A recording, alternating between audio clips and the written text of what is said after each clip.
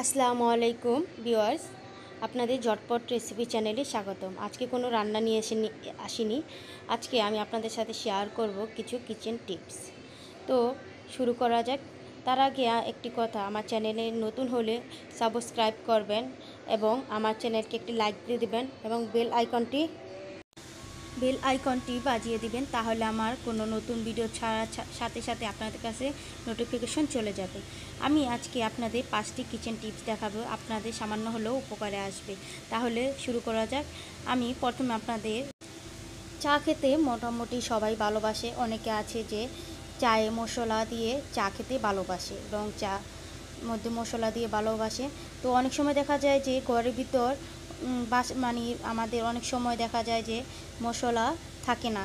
তো আমরা যদি কিছু তেজপাতা, দারচিনি এবং এলাচি অল্প করে সেই কৌটা অথবা ডিব্বায় রেখে দেই, তাহলে তার চায়ের ভিতর ফ্লেভারগুলো আটকে থাকবে।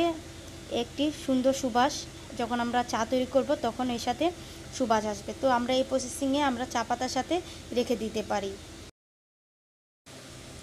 দ্বিতীয়টি হচ্ছে, আমরা দেখা যায় যে যখন গৃহিণীরা অর্থাৎ আলু, তারপর কচুরলতি যখন আমরা কাটি, তখন দেখা যায় হাতের মধ্যে কালো কালো দাগ হয়ে যায়। তো এই দাগ আমরা কিভাবে তুলব? নখও কালো হয়ে যায়।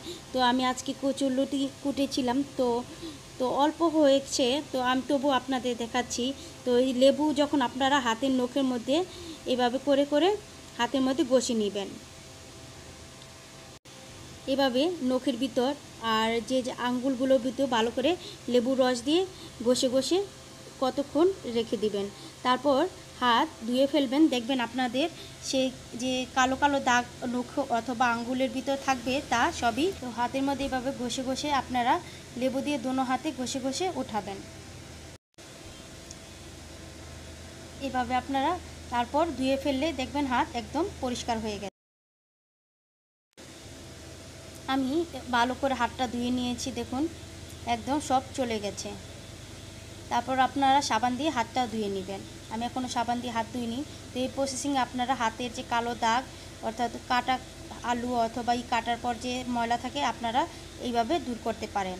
আমি এখন তৃতীয় প্রসেসটি দেখাচ্ছি, টিপসটি দেখাচ্ছি। আমরা বাসায় ডিম যে বাজি করি তা খোসাটি ফেলে দিই। সেই খোসাটি না ফেলে দিয়ে আমরা কেউ অনেকে আছে বারান্দায় অথবা ছাদে, আবার ইনডোর প্লান্টও আছে অনেকের বাসায়, আপনারা ডিমটি ভেঙে তার মধ্যে দিয়ে দিতে পারেন। আমি দেখাচ্ছি, আমার বাসায় ইনডোর প্লান্ট আছে। তো আমি এই ইনডোর মানি প্লান্টে আমি এই খোসাগুলো দিয়ে দিচ্ছি।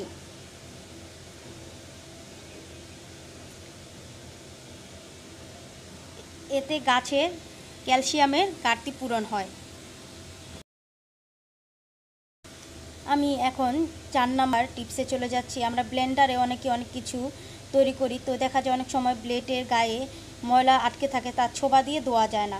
তো এটা কিভাবে পরিষ্কার করা যায়? একটু বিম অথবা লিকুইড জেল যে আছে তা আপনারা একটু ব্লেডের মধ্যে দিয়ে দিবেন। তার মধ্যে একটু পানি দিয়ে আপনারা এটিকে ব্লেন্ড করে নেবেন।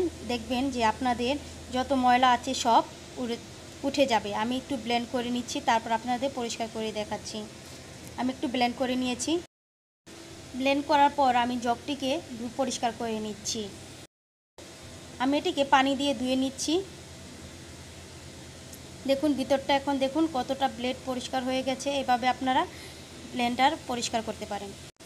আমি এখন 5 নাম্বার টিপসে চলে এসেছি। আমরা অনেকে দেখা যায় ভাত অনেক সময় রান্না করলে নরম হয়ে যায়, জর্জরা হয় না।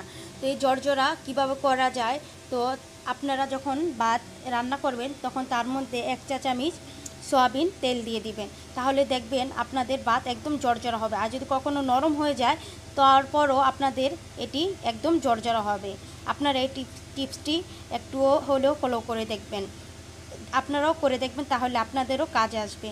আশা করি আপনাদের এই ভিডিওগুলো একটু হলেও উপকার আসবে। আমার আরেকটা কিচেন টিপস আছে তা আপনারা দেখে নেবেন।